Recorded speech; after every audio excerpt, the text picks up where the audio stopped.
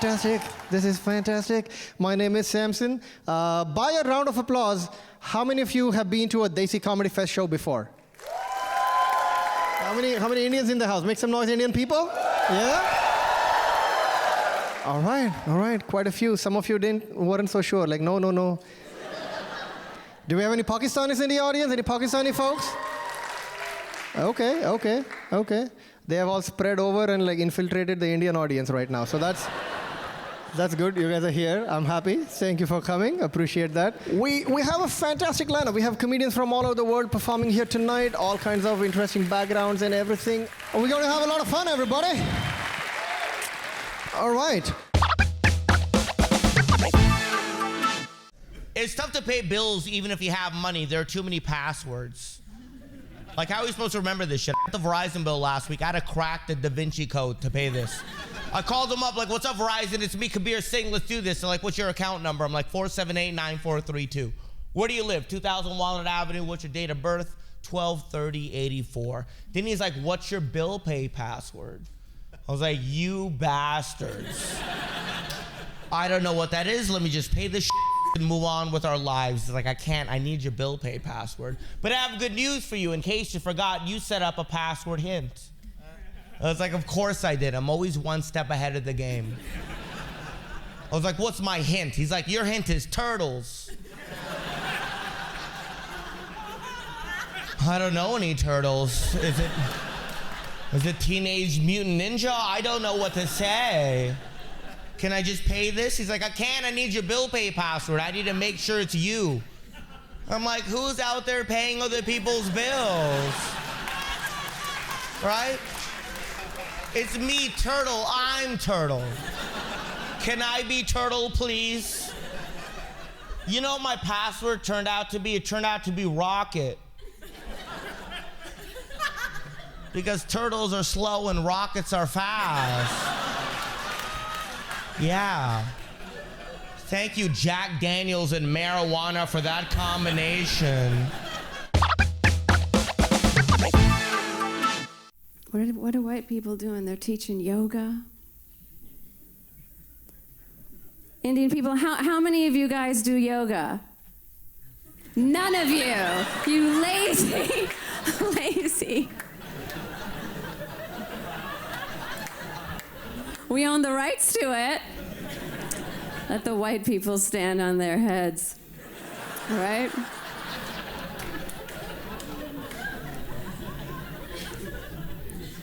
I walked into a yoga class once in my life, and I walked in and they were like, are you our guru?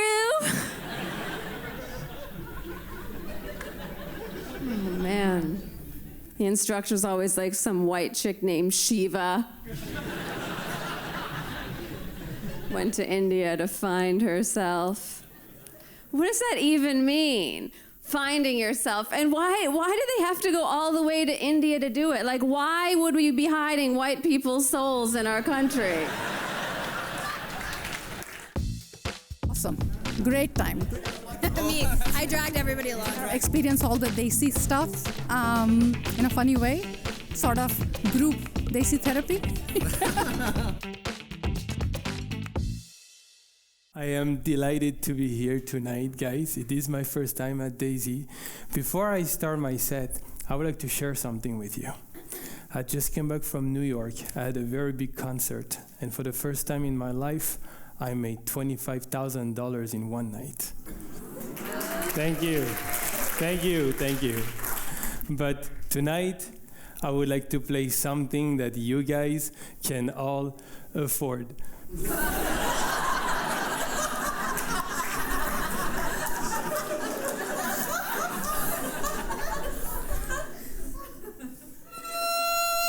Thank you.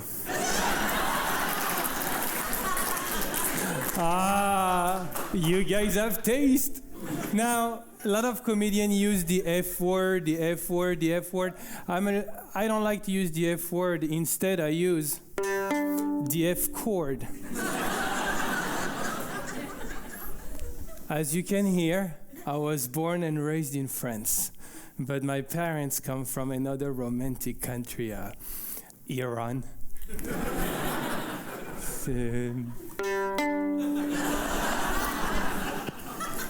See, that's the problem in America is people have the wrong idea about Iran. So tonight, I would like to play a melody that really shows the relationship between America and Iran, because I believe we should live in peace.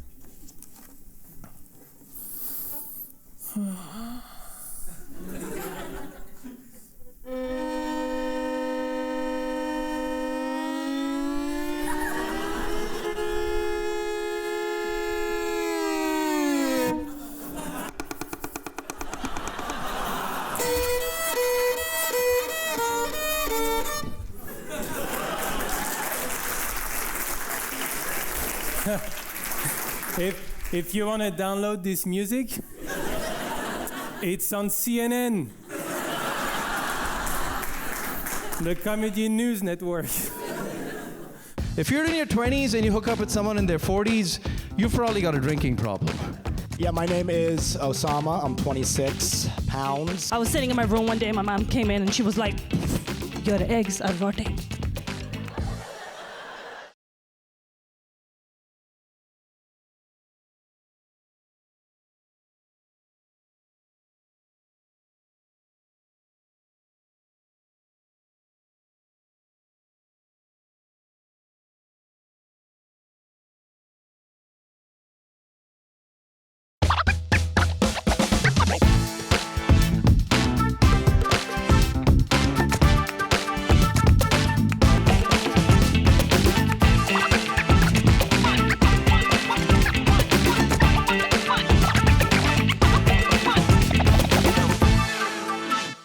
Yeah, my name is Osama. I'm 26 pounds, and people give me a lot of shit for being so skinny. They're like, Osama, you're so skinny. You're never gonna get into show business. And I'm like, I booked my first commercial 2 days ago, okay? I got cast in one of those Feed the Kids commercials. Yeah, gonna be mining rocks while looking sad into a camera. But yeah, I am an American man living in America with the name Osama, which I don't recommend, okay? You can avoid, if you have a kid, don't name it Osama. I'm just saying, just like a healthy, go for the classics like Rohan or something nice, something easy. Osama's not easy. My mom was terrified after 9/11. She was like, Osama, do you want to change your name to something a little less Muslim? And I swear to God, she said, how about Hussein? Very lateral move. Solved zero problems. Zero problems. I was at LaGuardia Airport in New York like 2 months ago, and I was in line, and I was just standing there, and my friend, who I hadn't seen in years, sees me from across the airport, and he screams my name in the air. I swear to God, he's like, oh my God, it's Osama. Like, is there a worse thing you can scream in an airport, right? Then he makes it worse. He's like, oh my God, I thought you were dead. Oh my God. I was at a country club not too long ago. A lot of rich white people, And one thing I've realized about rich white people is that they love to laugh. They're always just like,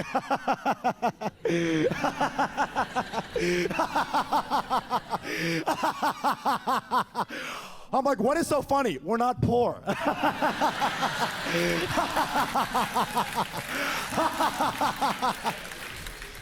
I love that rich white laugh. That you know how rich a white guy is by how far his back tilts when he laughs. Right?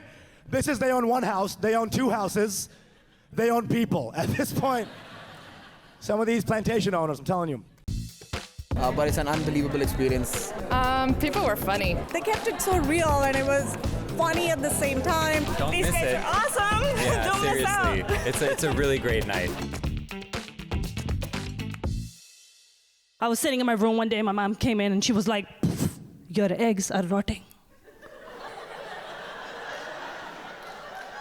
I was like, "Can you smell them?"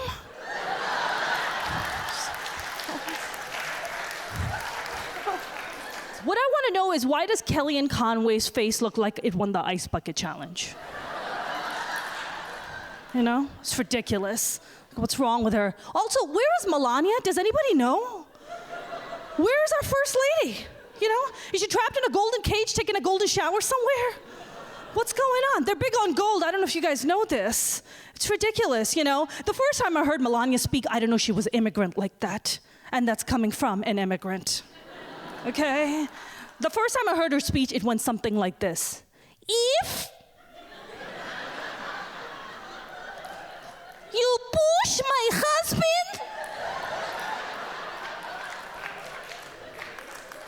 he will push back harder.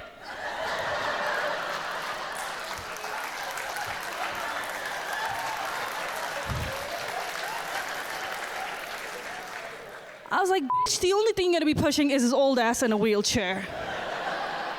I was on Minder, which is the Muslim Tinder. Do you guys know about this?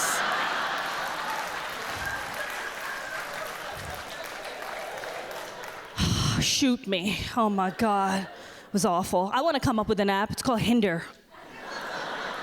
Every time you make that bad decision of swiping right on a horrible person or a slutty person, your parents just pop up and they're like, what are you doing?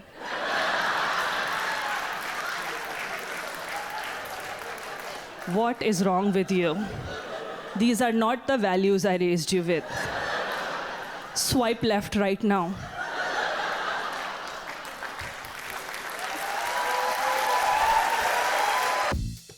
But these girls were just awesome. It was not the stereotypical jokes that we have grown used to listen to. There's a very wide variety of material, and it's really funny as well. Kind of. We're coming back.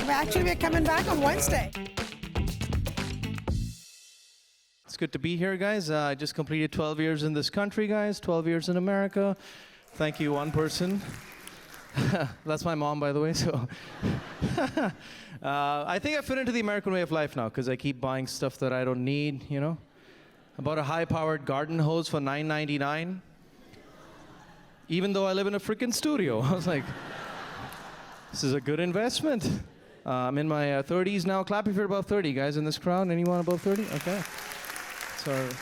It's our core demographic, you know. I think being in the 30s is the best time of your life, you know, because you can hook up with someone in their 40s or their 20s, and it's not awkward at all. Like, you can hook up with the professor or her TA. It's fine. If you're in your 20s and you hook up with someone in their 40s, you've probably got a drinking problem. And if you're in your 40s and you hook up with someone in their 20s, you're in a midlife crisis that is going very well. Like, that is an excellent midlife crisis, guys. Like, one of my friends proposed to his girlfriend while skydiving. And I was like, that's a lot of pressure to say yes to somebody. You know? It should be simpler than that. You should propose to your significant other after a movie marathon of the Lord of the Rings trilogy. Because when you see that movie for 9 hours and at the end you see the ring going into the volcano and starting to melt, you get down on one knee and be like, hey, guess what I found? I have found the precious, right? And if she doesn't like that, you should just take the ring, wear it, and disappear, okay? Just get out of there.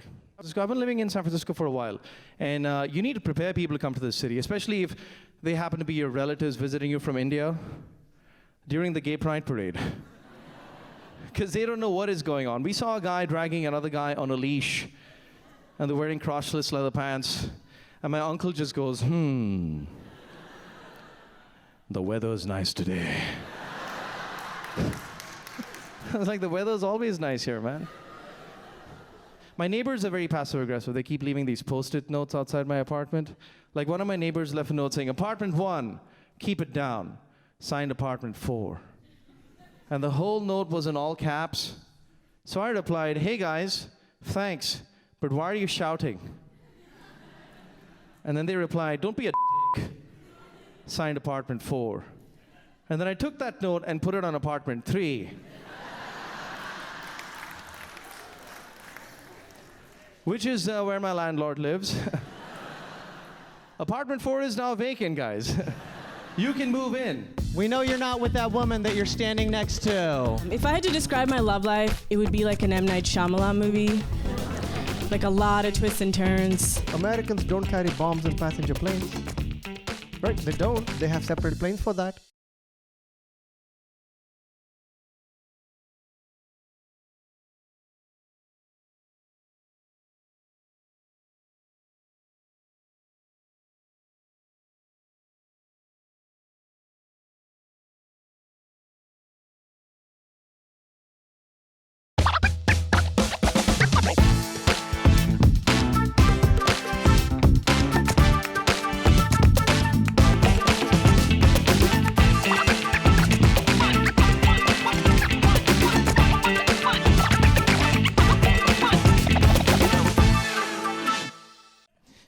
dad named me Richard because he didn't want teachers to have trouble with my name.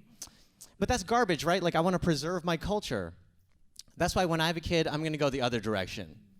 If I have a son, I'm going to name him like Krishna Subramaniam Hanuman III. My goal would be that during roll call, my son's teacher should feel racist. I love California. It's a very good progressive place. Like, in California, I can use any bathroom that I want to. Yeah, if I walk out of a women's restroom and someone looks at me weird, I just go, hey, you don't know my story.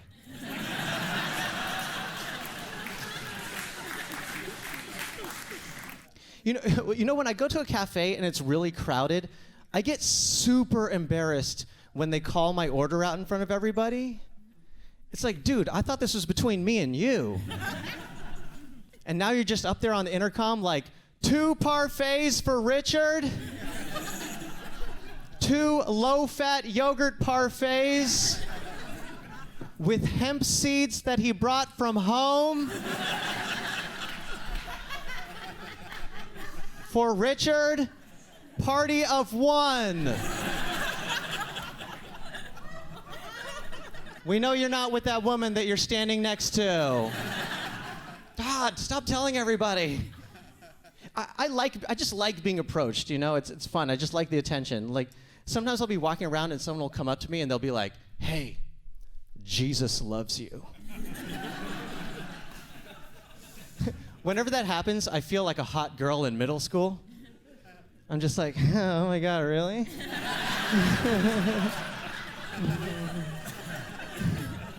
Jesus, isn't he like a big deal?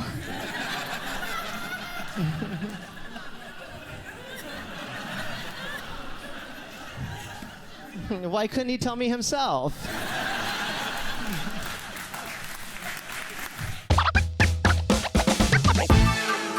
I am single, or as I like to say, single and ready to have a healthy relationship, right?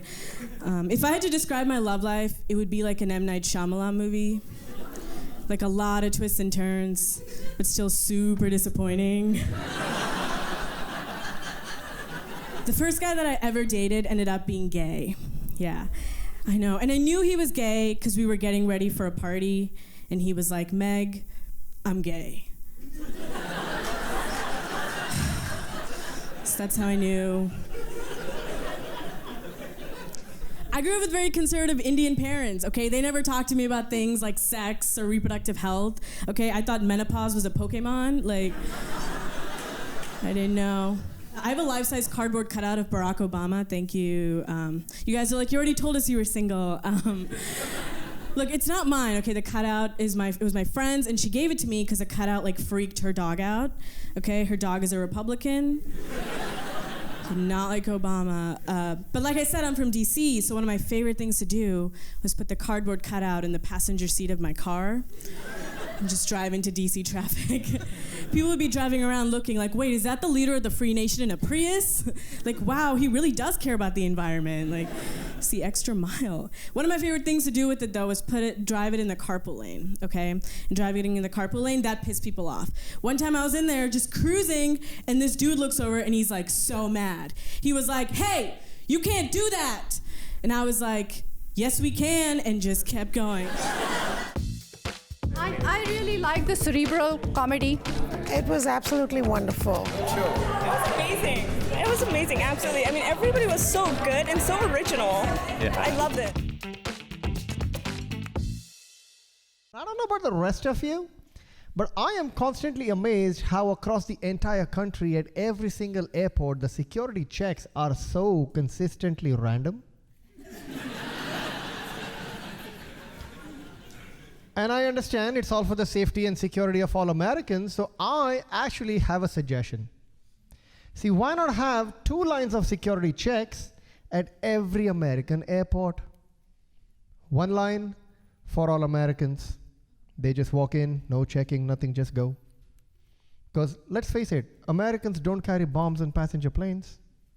Right? They don't. They have separate planes for that. Yeah? So they just walk in. The other line for all brown people. check us for knives, guns, bombs, drugs. I am okay going through that separate line of security check at every American airport. But let's make America safer and also put 2 lines of security checks at every American school. 1 line for all the brown kids. They just walk in, no checking, nothing, just go.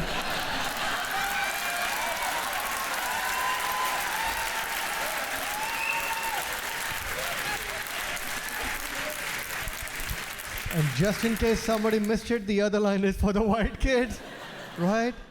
Check them, because, you know, Jamie's got a gun. One Aerosmith fan, thank you very much, appreciate that, all right. And so this is why I like California. You guys laughed at the right time. I told that same joke at the show in Dallas, Texas a while ago.